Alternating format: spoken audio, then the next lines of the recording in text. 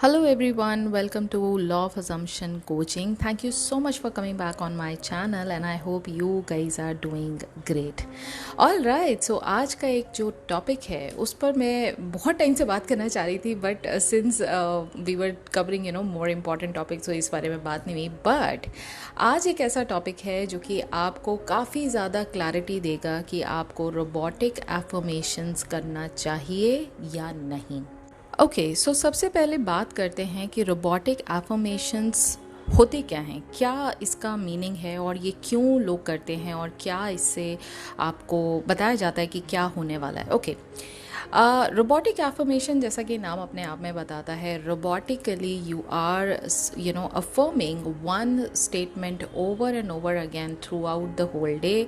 आप एक ही रेपिटेशन के तौर पर एक ही जो स्टेटमेंट है, जैसे I am so happy and grateful that I am so rich, और maybe I am so happy and grateful that my SP and I are together, और something like I am so happy and grateful that I got the promotion. ये एक statement को आप बार बार somewhere around like 10,000, 15,000, 20,000 जो आपके affirmations हैं, आप पूरे दिन इसको रिपीट करते रहते हैं.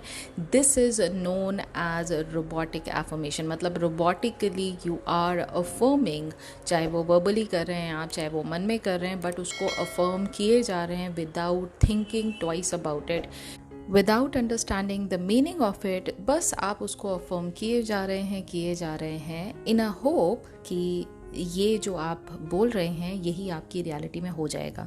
अब मैं इसके बारे में ये बताती हूँ कि ये किया क्यों जाता है. आपका सबकॉन्शियस माइंड जो है, ये तो हम सबको पता है कि रियलिटी क्रिएशन का काम जो है वो सिर्फ और सिर्फ सबकॉन्शियस माइंड करता है.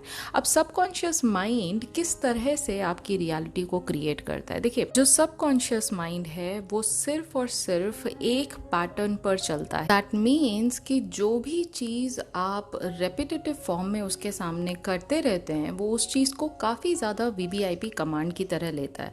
तो ये 3 फॉर्मेट्स में आपकी रेपिटेटिव कमांड को इनटेक करता है, जो कि बहुत सारे लोग मिस आउट कर जाते हैं. ये तीनों चीज़ों का होना काफ़ी ज़्यादा इम्पॉर्टेंट है जब भी आप कोई भी चीज़ डिलिबरेटली मैनिफेस्ट कर रहे हैं. Number 1 is repetition of feelings. Okay, यानी जब भी आप किसी चीज़ को, किसी पैटर्न को रिपीटेटिवली कर रहे हैं, उसके साथ साथ उस आपकी जो फीलिंग्स हैं वो बार बार आपको वो काम करने के लिए प्रोवोक करती हैं. That means you are giving a very important command to your subconscious mind that this particular thing, this particular person, this particular I don't know, circumstance or situation is way too important for you. This particular goal is way too important for you because आपका उस गोल, उस person, उस object के साथ एक attachment feeling के through connect होता है.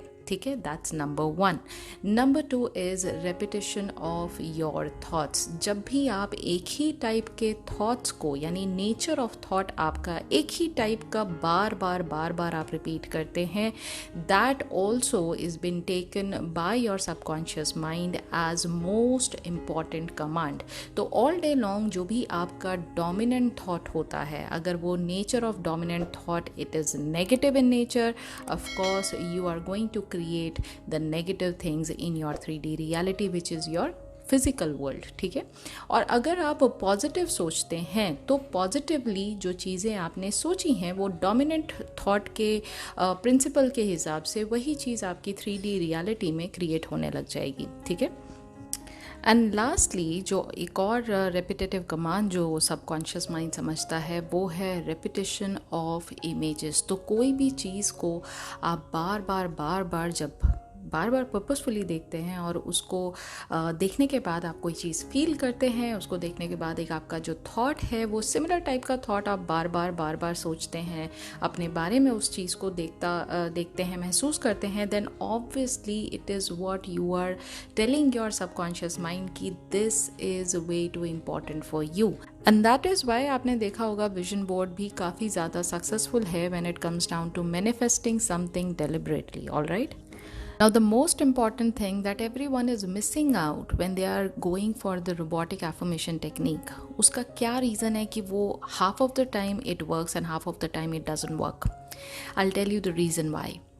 जब भी आप रोबोटिकली किसी चीज़ को लगातार बोले जा रहे हैं, सिर्फ इस प्रिंसिपल को मानकर कि जो सबकॉन्शियस माइंड है वो रेपिटेटिव कमांड समझता है, लेकिन रेपिटेशन ऑफ वर्ड्स अकेला काफ़ी नहीं है वहाँ पर. अगर आप उस कमांड के पीछे अगर आपने एक फीलिंग का जो सबसे बड़ा जिसका रोल होता है एक मैनिफेस्टेशन में, अगर उसका रोल उसमें नहीं है तो वो मेयर वर्ड्स हैं. उस वर्ड्स की लिटरली जैसे आपके डेली बेसिस पे जब आप उस वर्ड को चैंट कर रहे हैं, उस वर्ड को अफर्म कर रहे हैं, जब आपको उसकी कोई वैल्यू नहीं है, वो सिर्फ आप बोले जा रहे हैं, उसका कोई मतलब नहीं है आपकी लाइफ में, सिर्फ आपको बोलने से मतलब है.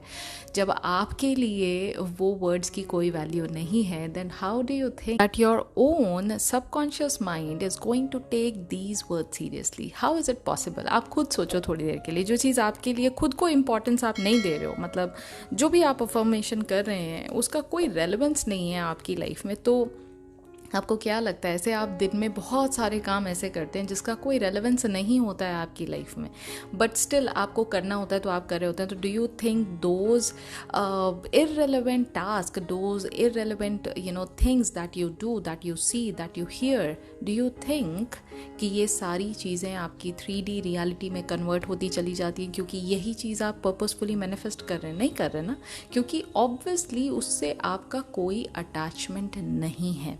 And there is another reason, whenever you are not putting your awareness in doing anything, ठीक है, वो चाहे कोई भी आपका टास्क हो, फिर वो चाहे एफर्मेशन का पर्पसफुली आप टास्क कर रहे हैं, या फिर आप कोई चीज़ रीड कर रहे हैं, या कोई चीज़ आप देख रहे हैं लेकिन आपका अवेयरनेस वहाँ नहीं है, जिसको हम हिंदी में कहते हैं ना, आपका ध्यान उधर नहीं है, तो आपको लगता है वो चीज़ का होना ना होना आपकी लाइफ में एग्जिस्ट भी करता है या नहीं. आप जब रास्ते में चलते हैं तो आपको पता होता है इस रास्ते जब मैं चलूँगा तो मुझे लेफ़्ट लेना है या मुझे राइट लेना है एक पर्टिकुलर डेस्टिनेशन पे पहुंचते वक्त, लेकिन उस रास्ते पर आपका ध्यान होता है. ठीक है, आप में आपका उस रास्ते पर जो लोग आ रहे हैं, उसने कौन से कलर का टी शर्ट पहना है, वो आपके कितनी देर से साथ में चल रहा है, उस गाड़ी का नंबर क्या है, वो कौन से कलर की गाड़ी, इतनी सारी चीज़ें आप ऑन द वे देखते रहते हैं. बट डू यू थिंक आप उन सारी चीज़ों पर अटेंशन पे करते हैं? ऐसा नहीं होता है, right. So it is all about two important things. Number one is your power of awareness. आपका अवेयरनेस किस तरफ है? तो आप अगर 5 मिनट के लिए कंप्लीटली अवेयर होकर अगर इन वर्ड्स को अफर्म करते हैं from the state of wish fulfilled, which was my second point, कि अगर आपकी फीलिंग्स नहीं हैं तो इन वर्ड्स के लिटरली कोई मायने नहीं है. ठीक है, अगर ये दोनों चीज़ें आप करते हैं और दोनों चीज़ों को साथ में जोड़ते हैं और फिर उसके बाद अफर्म करते हैं, तो फिर आपको पूरा दिन अफर्म करने की कोई ज़रूरत ही नहीं है. ट्रस्ट मी, आप मुश्किल से दिन के 5 to 10 मिनट्स मॉर्निंग का टाइम एंड 5 to 10 मिनट्स अगर आप रात को सोने से पहले का टाइम अपने आप को देते हैं, that is more than enough for you. क्योंकि उस टाइम पर आप सब चीज़ों को एक साथ अलाइन करके ये चीज़ों को बोल रहे हैं. इन वर्ड्स का एक मीनिंग है आपकी लाइफ में. You are in that state of wish fulfilment. जब आप उस पूरे के पूरे हाथ से, पूरे के पूरे मन से आप इस चीज़ को अफर्म करते हैं और आप पूरी की पूरी जो आपकी फीलिंग है उसमें जब डाल देते हैं और आप उस स्टेट ऑफ नोइंग में हैं कि ये सब कुछ मेरे आंखों के सामने हो रहा है, this is all happening within this very moment in my own consciousness. And when you accept that imaginal scene, when you accept that feeling of wish fulfillment right in this moment, when you accept that yes, this is the true reality, आपकी 3D automatically change होना start हो जाएगी, क्योंकि अब आपने अपने subconscious mind को impress कर दिया.